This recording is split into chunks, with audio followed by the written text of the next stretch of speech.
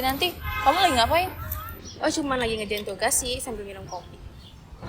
Oh, lagi minum kopi apa?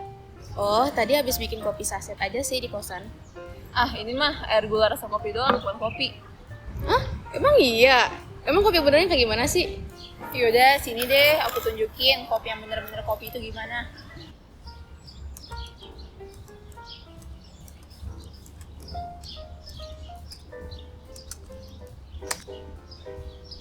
Kalian tahu nggak sih guys, kalau Bogor itu salah satu kota penghasil kopi?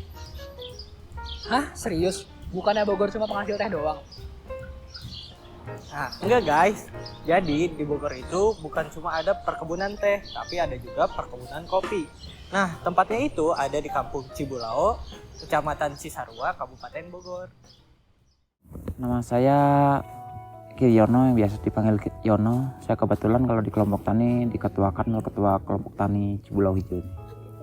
Kalau sekarang yang dapat SK perhutanan sosial itu 610,64 hektar di kawasan perhutanan sosial. Di sini ada Arabica sama Robusta. Arabica, Robusta dan Robusta. Dua itunya. Sosialisasi berkelanjutan terhadap masyarakat. Masyarakat yang tinggal dekat itu rata-rata minim SDM, nggak tahu tentang pentingnya pohon, nggak tahu tentang pentingnya konservasi segala macam itu. Makanya itu kita juga butuh apa ya, pembelajaran, memberikan pelajaran bersama dengan masyarakat tentang pentingnya lingkungan, yaitu salah satu dengan mengarah ke arah konservasinya, dan keduanya juga selain peningkatan SDM juga kita juga peningkatan dalam taraf ekonominya juga. Jadi dari cara kita berpikir sebagai masyarakat dengan adanya kelompok tani itu lebih mudah kita untuk merangkul kelompok tani tentang pentingnya lingkungan, dan kita juga harus ada pengembangan ekonomi kreatif baru kita mengerucut ke arah konservasinya. Kalau dua unsur itu nggak dibawa, kita juga keberatan untuk melangkah ke arah konservasi. Kalau dalam prosesnya sih dari kita mulai penanaman itu sekitar 3 tahun lah, 3 tahun. Kalau Arabica 2 tahun setengah, 3 tahun itu udah mulai panen. Arabica, Robusta juga hampir sama sebenarnya. Masa panennya itu kan di Maret, April, Mei, Juni itu rata-rata di Arabica. Mei, Juni, Juli, Agustus itu Robusta, panen Robusta. Setelah tanam ya paling nunggu sampai panen awal sih biasanya hanya kita pembabatan aja, membuang gulma sama paling pemupukan atau dari ini aja sih kayaknya. Yang paling utama kayaknya itu aja. Pada umumnya sih kalau budidayanya bagus itu Robusta lebih banyak daripada Arabica, bisa 3 kali lipat lebih kadang-kadang. Dan Robusta itu lebih kuat, tidak rentan terhadap penyakit, sama lebih kuat aja gitu, rentan terhadap penyakit. Gak kayak Arabica. Kalau Arabica tuh agak rentan juga itu sama dengan penyakit. Kalau Robusta lebih kuat sih, itu aja. Proses pengeringan sih kita biasanya antara sekitaran 15 sampai 21 hari lah kalau di sini. Kalau misalnya seminggu 1 hari itu pun juga karena cuaca di sini banyak mendung gitu, yang makanya kita juga proses tuh lebih lihat ke cuaca gitu. Kalau cuacanya panasnya bagus baru kita sekali-kali baru berani bikin natural proses. Jadi kembali lagi tergantung ketepatan kita cara milih varietas yang bagus sama dalam budidaya, kuncinya di situ sih. Yang memang belajar itu sebenarnya di budidayanya. Jadi kalau kita pengen bagus, kuantitas banyak juga salah satu budidaya menunjang untuk menghasilkan produksi yang lebih banyak. Tadi kita sudah belajar tentang proses hulunya kopi. Nah, sekarang kita hampir ke kedainya langsung yuk buat belajar tentang proses tengah sampai ke hilirnya kopi. Jadi kalau tadi kita proses di hulu, nah sekarang itu ke proses bagian tengah dan hilir.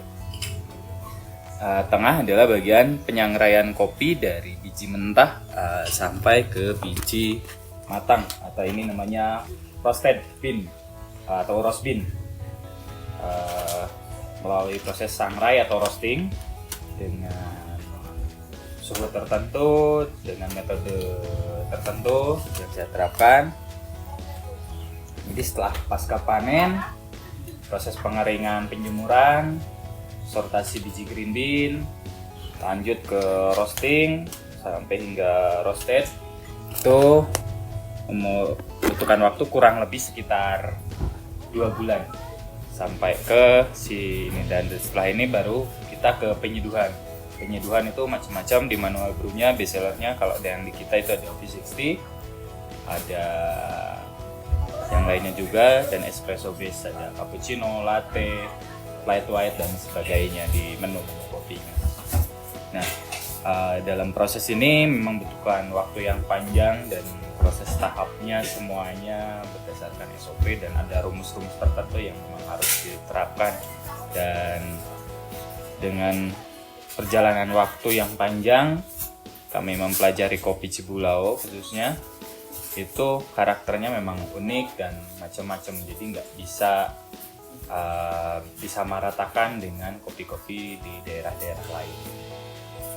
Kayak tadi ya, masuk ke penyeduhan, salah satunya V60 yang tadi. V60 itu dengan kopi Arabica yang saya buat tadi, itu dengan green zest yang medium, terus saya seduh dengan suhu air maksimal di 90. Kenapa saya memakai green zestnya medium, suhunya di 90? Itu untuk mengeluarkan tes atau cita rasa kopi Cibulao sendiri dengan karakter khasnya kopi Cibulao. Nah, ini memang harus dengan nguliknya juga lumayan panjang. Bahkan tahunan saya ngulik satu metode V60 dengan satu mengeluarkan identitas karakteristik kopi Cibulao sendiri dengan metodenya yang tadi saya buat. Terus kayak tadi saya bikin cappuccino itu saya pakai robusta Cibulao, terus dengan green cheese-nya yang fine atau halus. Saya metodenya di sini semuanya manual brew, jadi nggak ada yang pakai mesin. Jadi espresso base-nya masih kekejar dengan manual brew. Terus manual brew yang lainnya ada V60, ada flat white, ada flat bottom, ada Kalita, ada juga yang lainnya, cuman nggak saya pajang. Lebih ke bestsellernya di V60. Oke, yang berkunjung ke Danau Telaga Saat atau titik 0 km Ciliwung bisa nyicip kopi Cibulao asli Puncak Bogor dengan karakteristik yang unik, lokal branding dengan nama kopi Cibulao. Dan Robusta Cibulao itu salah satu kita punya prestasi terbaik, yaitu juara 1 nasional KSSI atau kontes kopi specialty tahun 2016 di Takengon Aceh dengan kategori Fine Robusta. Kalau yang mau nyicip atau pengen sharing-sharing tentang kopi baik dari hulu hingga hilir, siap terbuka khususnya di Kampung Cibulao RT 02 RW 06 Desa Tugu Utara, Kecamatan Cisora, Kabupaten Bogor. Dan ini salah satu kopi terbaik Kabupaten Bogor dan kopi terbaik di Jawa Barat. Terima kasih. Wassalamualaikum warahmatullahi wabarakatuh. Nah, itu dia proses pembuatan kopi. Dimulai dari pemilihan biji yang berkualitas, lalu melalui proses roasting, sampai akhirnya menjadi kopi yang bisa untuk dinikmati. Nah, kopi itu tadi dibuat oleh Kang Yono dan Kang Dasim, yaitu selaku founder dan CEO founder. Kalau misalkan kalian pengen tahu detailnya, kalian bisa klik link di bawah ini.